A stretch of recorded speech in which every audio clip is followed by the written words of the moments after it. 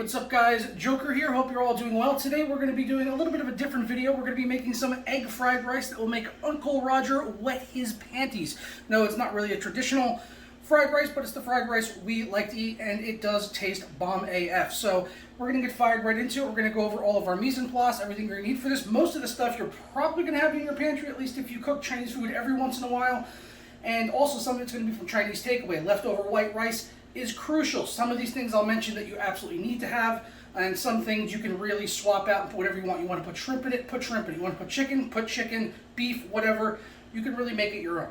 But first, today's video is brought to you by Prime Tech Mart, where you can grab software products like Windows 10 Pro licenses for extremely cheap. They've also got Office products and Visio, as well as many more. You can save a lot of money on these keys with something like Windows 10 Pro. You can grab for just $21.43. It's a lifetime activation, so you don't ever need to renew it. You don't need to create an account with them in order to be able to buy it, and you get your key in just a matter of seconds. And if you hit up the links down in the description below and you want to save yourself an additional 20% off of any software over there, just go ahead and use my code JP20 at checkout, apply that, and it'll drop down 20%. So here on Windows 10 Pro for $21, we drop that down to $17, and you're fully activated for life. For more information, check out those links down in the description below along with the coupon code.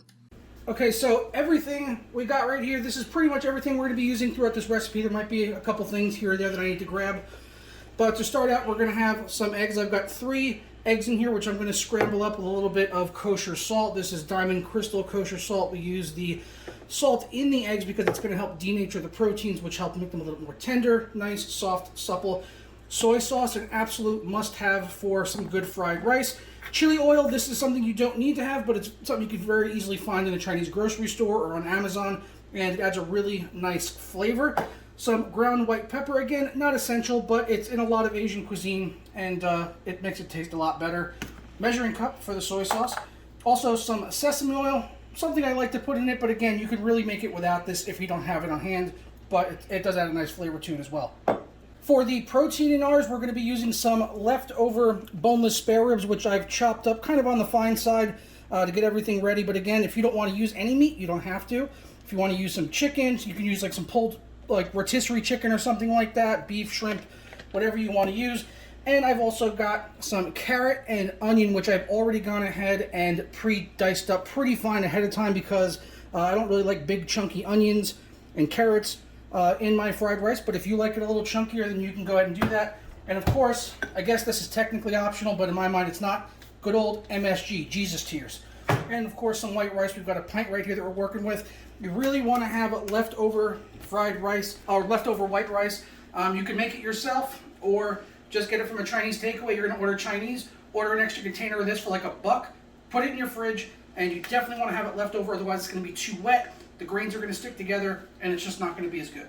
All right, so we've got our eggs here with the salt. You saw I already put the salt in. I'm going to go ahead and beat the hell out of that with tiny whisk. Shout out to Babish. Just going to go ahead and beat that up real good. And I've already got my wok heating up, which is sadly not a carbon steel wok. It's a non-stick wok, but you know, it does the job, and it's pretty good. Just go ahead and beat up our eggs there. Get those really beaten up, and the pan's been running honestly for about 2 minutes here on about medium-high heat. We want to get it nice and ripping hot just so we can fry these eggs up really quick and then get them out of the pan and onto a plate so we can put them back in later on without overcooking them. I'm going to go ahead and hit our pan here with an initial shot of some avocado oil. If you want to use vegetable oil, peanut oil, go ahead and do whatever you want to do. Again, eggs all beaten up. We'll go ahead and drop that in real hot, real fast. Get rid of our glass. Hey, that rhymed. And I'm going to grab my spatula here, my rubber spatula. I'm using a non-stick pan. I don't want to damage the surface or anything. Go ahead and get that going real quick. As I told you, pan's real hot, so we'll make short work of these eggs right here. And then once these are scrambled up to our liking, I'll put them off to the side on a plate or in a bowl or something, and then wipe out the inside of our pan with some paper towels. And these are going to continue to cook later on, so you don't want these well done or anything like that, but just don't really want them soaking wet. Just go ahead and cook them down real quick, and that's about what we're looking for right there. Go ahead and transfer those over to a plate. All Alright, so same pan, didn't clean this or anything, just wiped it out with a towel real quick. We're going to go ahead and hit it again with some oil since we've dried it out. A little bit more oil than last time. We're going to dump in our carrot and our onions here, which have already been pre-diced, so everything's all ready to go. And we're going to go ahead and hit that with a big pinch of kosher salt. That's going to help draw out some of the moisture from the carrots and the onions to help those soften up.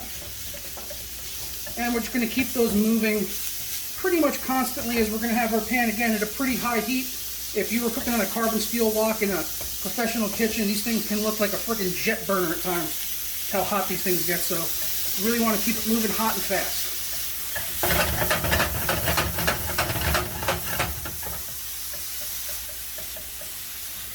Alright, so here we have our leftover white rice, and you could usually do this right into the pan if you want to, and you could break it up with a wooden spoon or whatever. But I find it a lot easier to do it ahead of time in a bowl. So I'll just go ahead and squeeze it out of our container here and just get it into a pretty large enough vessel. And then I'm going to go ahead and break it up initially with my hands, get rid of some of these larger chunks, and that'll just get the process started for us, which you can do while your veggies are cooking.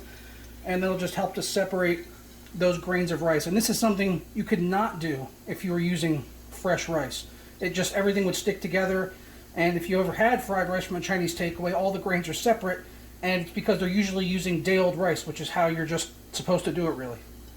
So that's about what you're looking for right there. You kind of want to get most of it separated. If there's a few clumps here or there, that's okay. Those will break up once we get everything into the pan and we're kind of moving it around quickly. But that's a good starting point. So that's something you can kind of do while everything else is working. So got that ready to go once we are ready for the rice, which will be later on. And the key thing with the veggies here is we're really not looking to get any color on them. That's why you kind of want to keep them moving. If the heat gets too hot, don't be afraid to lower down the heat and adjust it based on the stovetop that you're using. We just want to really get these soft. We want to get the onions to the point where they're sort of translucent like that, and you can kind of see through them. And the carrots sort of the same. We just want to get everything sort of soft. So you're not biting into any raw, crunchy vegetables. We want to take some of that firmness edge off. And just get these things ready so we can add them in later on, and they're going to be already cooked, because once these get to the point where we want them, we're going to dump these out off to the side as well so that we can move on to our next step. Okay, so a couple of things I forgot to mention in the mise en place is garlic and ginger. You can use fresh if you want. If you got dry only, like garlic powder, you can use that. I get these little pastes at the grocery store for a couple bucks. Really convenient for something like this, and it's good for a good weeknight meal. If you need something like garlic or ginger, just go ahead and put some in. I'd say about that much. Don't really measure anything on this, just about that much. Maybe a little less or almost equal part ginger. And then we'll go ahead and mix that in with our carrot and onions. And just sort of stir that around for about maybe 30 seconds to a minute. Don't want the garlic or ginger to burn here. And we didn't add that in the beginning because it would have burned. So putting that in right at the end until it just starts to become fragrant. And then we'll move everything over to our separate bowl. Okay, so once we get our onions and carrot where we want to, where there's not really any color or anything like that, but they're nice and translucent and tender, or as crisp as you want. If you want them crisper, then go ahead and go for it. I just like them to be nice and soft and tender. I'm going to go ahead and lower or kill the heat, and then we're going to get these off into a separate bowl so they're ready for later on. Sorry for the camera angle here. We got not a small kitchen, but it's kind of hard to get certain angles. And plus we're filming on a cell phone with someone whose first time's ever filming. Say hi, babe. Hi, guys. Alright, so we got our onions and carrots separate there. We're going to go ahead and push our heat back up as high as it goes. And we're just going to put like just a drop of oil here. Like a drop. That doesn't look like a drop. Go ahead and get our rice in there.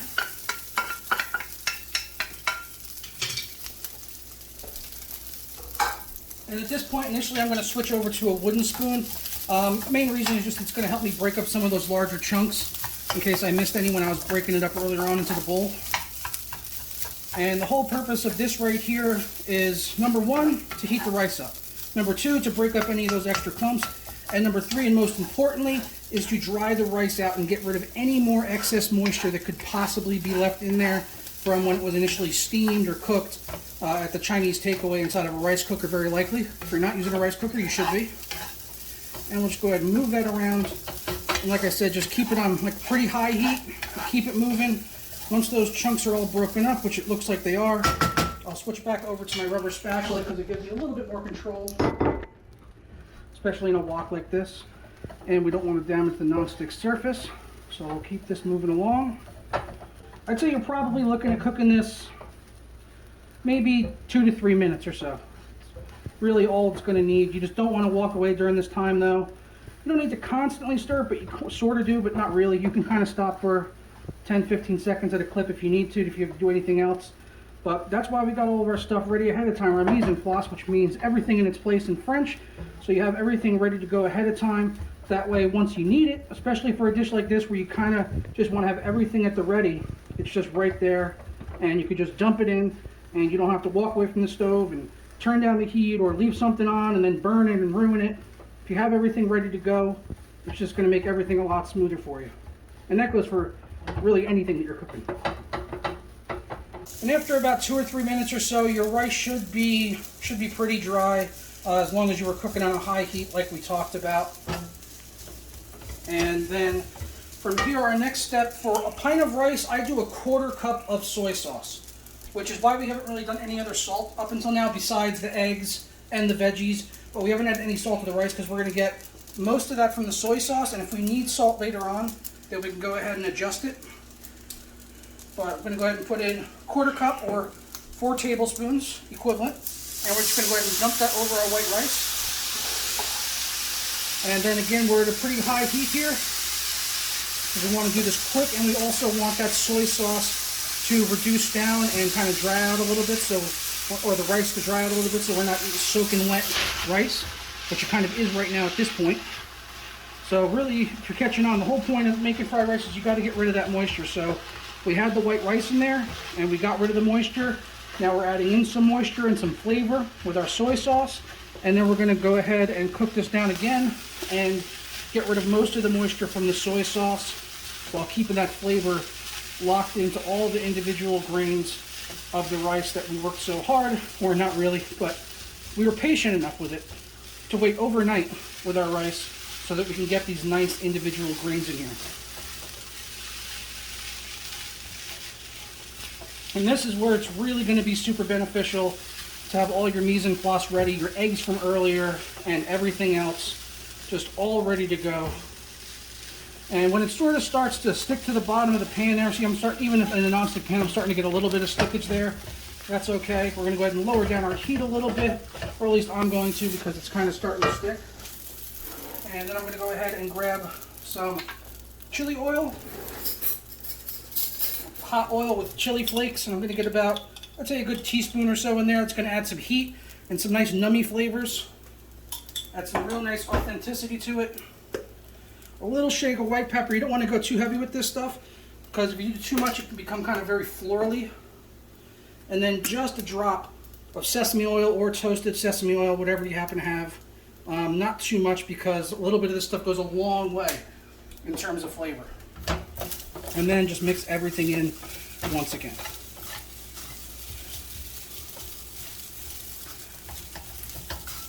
And now at this point, I'm on a low heat because I've really cooked out all the moisture that I want, and I don't want anything to burn here, but I'm keeping it at a low heat, not killing the heat all the way. I'm going to go ahead and add in, well, first, before we do our meat, I'm going to add in a healthy pinch of MSG, aka Jesus Tears. Again, not measuring, I'd say about maybe a 1/4 teaspoon or so for this amount. A little goes a long way with that, just like the sesame oil. And I'm going to also add in our spare ribs, about as much as you really think you need, or as much as you want. I'm going to hold back a little bit there and see how this mixes in, because I don't want it to be overly meaty. Not that that necessarily would be a terrible thing, but I think this is about enough here, what I got. What do you think, babe? Looks like a good amount of meat. Give it another stir. Let's see. Alright. Yep, it's coming together. Yeah, that looks like enough. Alright, so I'm going to leave that there on low heat for a second, because I got to get one more thing, which is our frozen peas. Again, optional, but I like it. A lot of Chinese takeaways will put peas in there. Some will put bean sprouts. You know, and really kind of up to, you know, different chefs and how they're trained. And again, I'm not really measuring this. I'd say probably about a good half cup or so, or as many as you like. Really about, I'd say that much. Whatever that is, that much. And then we're going to stir it here. We don't need this on a high heat. I'm going to continue cooking other stuff after this, so really we're just thawing out the peas here at this point. So we're just going to mix those in, and even without the pan cranked up, these are going to warm through very nicely, and the ones that are stuck together will come apart just from the residual heat of the pan and the rice itself. And I almost forgot, we got to put our carrots and our onions back in. Almost forgot to do that. I would have done that about 2 steps ago, but I was getting ahead of myself here. I would say the onions and carrot mixture with the garlic and the ginger, I would have put that in right before the meat. But it's not going to really change anything. It's just getting mixed in, honestly. But usually, if I wasn't filming and thinking about a million things at once, I probably would have put that in just before the meat. But it's not going to affect the flavor of the dish. The onions and carrots are already cooked at this point. We're just getting them stirred in so that they're evenly distributed throughout the dish. And just keep on stirring. And I've gone ahead and pushed the heat up here because some more moisture is cooked out from the peas. The peas, were frozen, so there's a little bit of moisture that came out of those, and it kind of felt right to turn the heat up. So that's what I'm doing. That's just you cooking. You just kind of got to cook by feel. The more you do this, the more you'll start to realize: do I need more heat? Do I need less heat? Do I need more seasoning? A lot of it's just kind of by feel and making the fried rice dish that you want. And at this point, we're basically done. So all I got to do is put our eggs back in, which have been sitting off to the side here since the beginning. Heat's off now on the pan. And these eggs are, I'd say, probably close-ish to room temperature by now. But that's okay because our pan's still hot, our rice is nice and hot. We want to break up some of those big chunks of egg and get them kind of distributed. If you ever had fried rice from a Chinese takeaway and you know what it looks like, it looks basically like that. Except maybe not as dark. But I'm going to tell you, this is better than any fried rice I've ever had from a Chinese takeout. Maybe not some of the fancier Chinese restaurants, but your standard hole-in-the-wall Chinese takeaway, this shit's all over it. What do you think, babe? Do you agree? 100%. It's the best fried rice that I've had. And that's not just, I'm not really not saying that just because I make it. We go to Chinese places all over. You can tell them, babe. When we go half hour, 45 minutes away to go somewhere, where are we going to eat? Usually because of me. Queens or Brooklyn. Well, I mean, what kind of restaurants? Asian. Always Asian. Always Asian, dim sum, Chinese, Korean, hot pot, you name it. As soon as we get to a different zip code, the first thing I'm doing is looking up the nearest Chinese restaurant with the best reviews, and that's probably where we're going for lunch, whether she wants to or not. Sorry to say. I'm sure she is as well.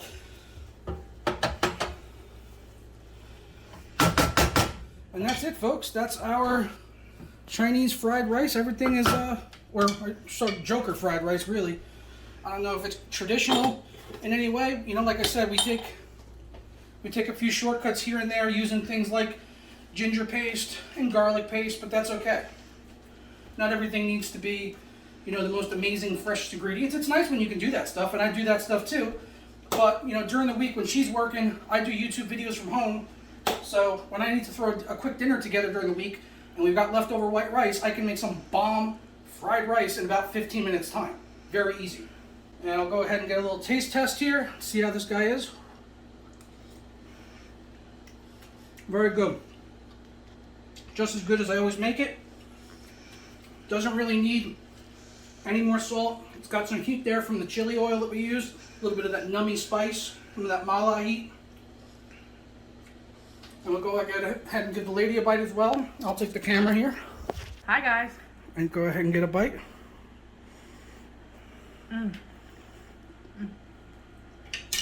Very good, right? Lots of flavor. So flavorful. Looks warm and spicy. Not hot, though. Not hot. Not spicy to the point where you're going to be uncomfortable eating. I don't think anyone will be uncomfortable eating it. It's just a nice bit of heat. Very warm. Nice warm heat. Warm, nummy heat. 2 thumbs up.